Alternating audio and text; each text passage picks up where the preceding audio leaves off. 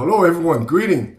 I am Sifu Benny Ming. Most people already know I'm a Wing Chun curator. Okay, I am a Wing Chun Sifu, but with many different backgrounds. Okay, started when I was a little kid. Went to China, went to Korea, went to Taiwan. Okay, traveled all over the U.S. as well as Southeast Asia. You know, Malaysia, Indonesia, a lot of those places still contain traditional Chinese martial arts. Matter of fact, give you a little bit of history about myself. Okay, grew up in Hong Kong. In the 60s, my parents won't let me train Kung Fu because in the 60s, Kung Fu were pretty complicated. They're involved with the so-called Triad. Okay, so I got started with judo. Matter of fact, that was my first art. Then we immigrated to U.S. Our whole family came here to the state when I was pretty young. I believe I was 13. So with just 1 year of judo, I was seeking to learn Kung Fu. Then we moved to the U.S. And first thing we did is we opened up a Chinese restaurant, typical, right? Okay. So my parents came to Dayton, Ohio because my uncle was a doctor here. My uncle and my father set up a restaurant. And we were the first restaurant, Chinese restaurant, in Dayton, Ohio. So again, my interest was martial art, Born in the 60s, but grew up during the Bruce Lee era. I saw Bruce Lee's movie when I was actually a young kid in Hong Kong. So always wanted to learn Kung Fu. One day, a group of Asians came into our restaurant in Dayton, Ohio. My dad came over and said, "Hey, Benny, come on. All those Kung Fu masters are here. You should introduce yourself." So I went over there and, as a busboy working at the restaurant, and find out that, of course, my dad doesn't know Kung Fu. He doesn't know the difference. They are 4 Korean masters and grandmasters. One of them teaching Taekwondo in town. So that's how I started in Taekwondo. After high school, I went back to Hong Kong to do martial art full time because I wasn't sure what I want to do. I like to do things that probably going to have a hard time making a living after I have a degree. For example, philosophy. I want to go to college, major in philosophy, and which is not too practical. Kind of like I understand that's what Bruce Lee studied too. So I decided to take a year off, go back to my birth city, Hong Kong. So I went back there, then I got exposed to Wing Chun. So this is when I was 19. My first Sifu in Wing Chun was Lei Hoi Sung, which is a famous actor. He probably done hundreds of movies, okay, Lei Hoi Sung, including many of the original Wing Chun movies, way before Donnie Yun's series and so forth. So he became my first Sifu. But Lei Hoi Sung comes from a lineage slightly different from Yip Man's lineage. Lei Hoi Sung's Sifu, which was my Sigong, is Jiu Wen. Jiu Wen actually learned when he was in China before he came down to Hong Kong. And later on, he hooked up with Grandmaster Yip Man. So some people say, oh, he's Yip Man's Sifu, but Yip Man is his Sifu. But actually, he learned from a lineage which belonged to Yip Man's Si Hing, which is Chen Yumin. Chen Yumin is Chen Hua-sun's son. But anyway, it's a slightly different lineage. My Sifu, Lei Hoi Sung, he does not consider himself as part of the Yip Man's system. Okay, I had about a year and a half, so up to Tum Kil, ran out of money, have to come back. So my Sifu told me, so now you go back. So I asked him, what would you recommend? Now, U.S. is a big country. He doesn't know how big the country is. I live in Midwest Ohio, and he recognized, there's few Sifu in U.S. that is teaching. And one of them is Sifu Muyat. Okay, Muyat is a well-known teacher in the Yip Man's lineage. So I went back to Dayton to work a little bit, and then again, full-time, lived in New York, went to New York so I can study under Sifu Muyat. Now, in between this time, because I was doing this full time, I got to expose Qigong, Tai Chi Mantis, okay, kickboxing. Back in the States, when I was doing Taekwondo, I was competing already at the Olympic levels. When I was in Hong Kong, I got exposed to kickboxing, did a few matches there. So then now I'm doing Wing Chun full time in New York City. Then had a chance to learn karate and Aikido. There's like two famous schools in New York City. So those are kind of my background. Years later, okay, I came back to Dayton, opened up my schools with the blessing of my Taekwondo teachers, my Wing Chun teachers, and so forth. After 6 years, finally, I invite my Sifu, which at this moment is Sifu Muyat, come to my wedding, which is 93. And it's during this time that he gave me his dream about creating a Wing Chun museum.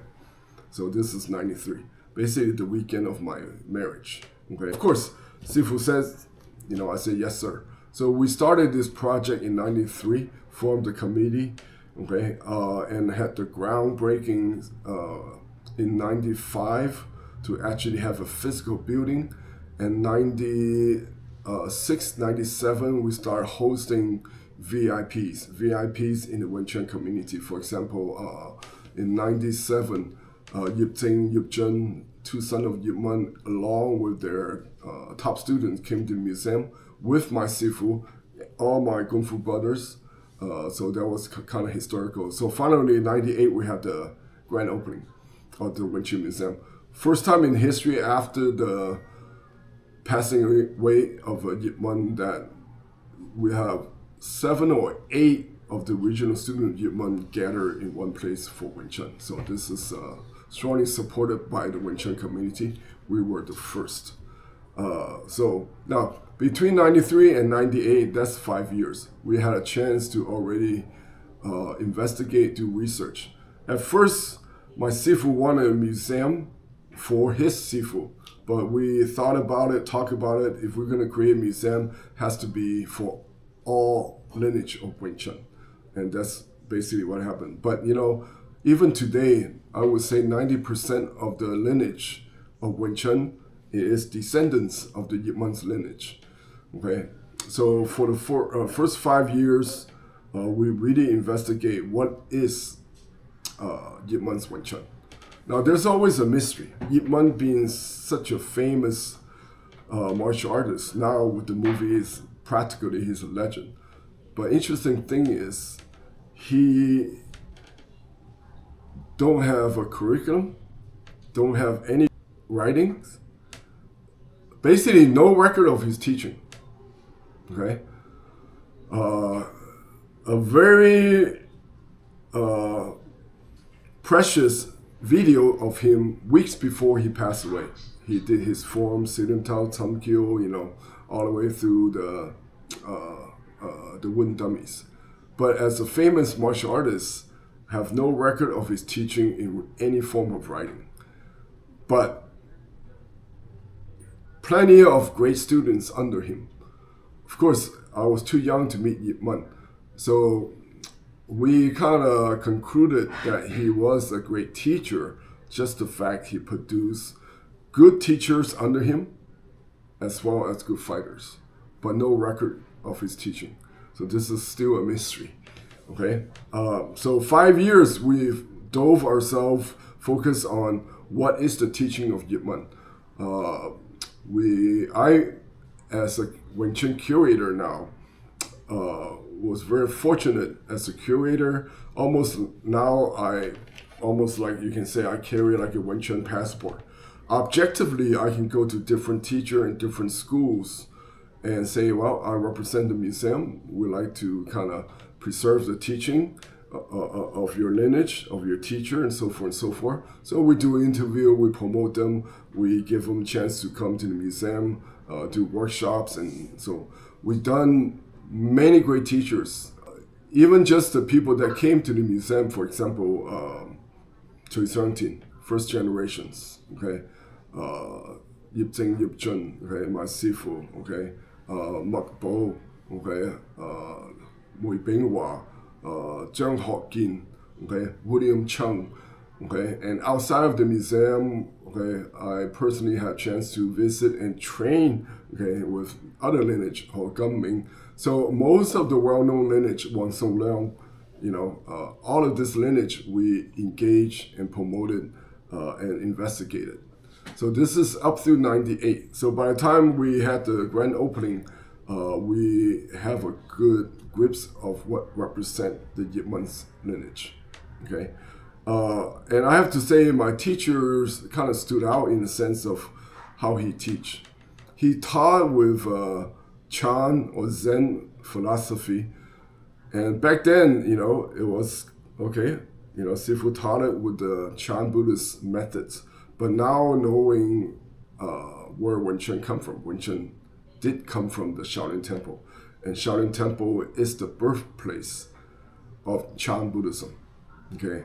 So that really prepared me for the lineage that we dive ourselves into later, which consists of what we call the older lineage. So since 98, we start to go outside of the Yip Man system. Okay, I went through almost like a timeline. We went to, okay, who's Yip Man's teacher? Well, Chen Hua-sun. Well, Chen Hua-sun's lineage still exists. He passed away. But that village, that group, his lineage still are taught, very much active. I remember I visited his home, his lineage, was shocked in the sense of how different the art is. Okay? Then who was Chen Hua-sun's teacher, Leung Zan? I did the same. We went to the Leung Zan's village, Gulo's village. Okay, then keep moving up through the family tree. Now, as we go up through the family tree, it's like you start to see the early version of Wing Chun. For example, Chen Hua-sun would be a Wing Chun in the late 1800s. Okay, Leung Zan, 1800. Then finally, Leung Zan's teacher are the opera groups. They're in the mid 1800s timeline. Okay, and beyond the opera group, then this is where things got interesting, because who created the opera was the secret societies. Okay, so all this lineage still exists. Plenty of Yip Man's great teachers, Chen Hua-sun group still around, Leung Zan's group still around. Okay, then Red Boat, okay, Hong Xun Wing Chun, Snake and Crane Wing Chun, Hei Ban Wing Chun, it's just different name, but it will represent the Wing Chun of the Red Opera during that time frame. And then this is where, okay, everyone's kind of talk about the legend. The temple was destroyed, okay, their rebel force, and one of the elder escaped, the nun, and later on she came out of hiding, helped a girl with her marital, or basically she didn't want to force into a marriage that she don't want. Well, her name is Yi Wen-chen, taught her Kung Fu, and later she improved it and she married her husband later. Her husband honored her, calling this art Yin Wen Chun. And supposedly it was the husband that brought the Wen Chun to the opera people. Now this is the general history with the legends. Okay. Now, don't believe me. You have to do your own research, because just like good Kung Fu, you cannot trust just by say, yes, sir, I take your word for it, Sifu. Okay. You have to understand and experience. So understanding the theory, okay, and have done the research, the information, and then with the actual applications, the experience, those are your true teachers. Okay, so my conclusion is my conclusion because I went through this whole evolutions. So it will be very different if you've never been through this journey and your only source of information is just one person or two person coming from your own Sifu, coming from your own school. But everyone just kind of keep carrying on this legends Wing Chun was created by this lady. Okay, so if you follow the timeline, okay, the Qing dynasty was established in 1644. Okay, and the emperor hung himself. There was a traitor basically opened up the door. It's not like they fought a great long battle. Okay, so through the emperor suicide, the Ming dynasty fall. But China during that time was still a big country. Many remnants, the royalty bloodline, the soldiers, the Ming loyalists want to continue to fight. So they basically retreated south. At a period of time in this 1600s, southern part of China were referred as Southern Ming Dynasty. Okay, and during that time they have time to regroup. Okay, and Southern Shaolin Temple became a rebel base. Okay, so who were really at the rebel base in the Shaolin Temple? Obviously, you have Shaolin warriors, you have Ming military people, and you have people that want to fight for their country, which is the Ming Dynasty, from the martial art community. So they came together, okay, and what is the best way to improve their art? Now, keep in mind, they're actually at war, okay? You don't really have time to train the new people and turn them into an expert in a matter of months. So they are mostly concerned with how do we improve ourselves. They are already top of the top warriors, right? Military, martial artists, and Shaolin warriors. So how do you improve someone's already very good in what they do? Okay, it's not, okay, we got like 36 ways to kick people. Let's figure out like 10 more. Okay, having more is not the way to improve. Okay, it's actually the other way around. If we can improve our fighting skill with less time, less space, less energy, and have better results, that is path of efficiency. Okay, so I'm not going to go into too deep into the history because now we start getting to the technical. Now, what I just mentioned is time, space, energy. Okay, so economy of motion is when you can do something with less time, less space, less energy. Okay, so that is path of improvement. If you look at our smartphone, I mean, look how many devices it replaced, but yet you can hold the whole world in the palm of your hand. That's efficiency.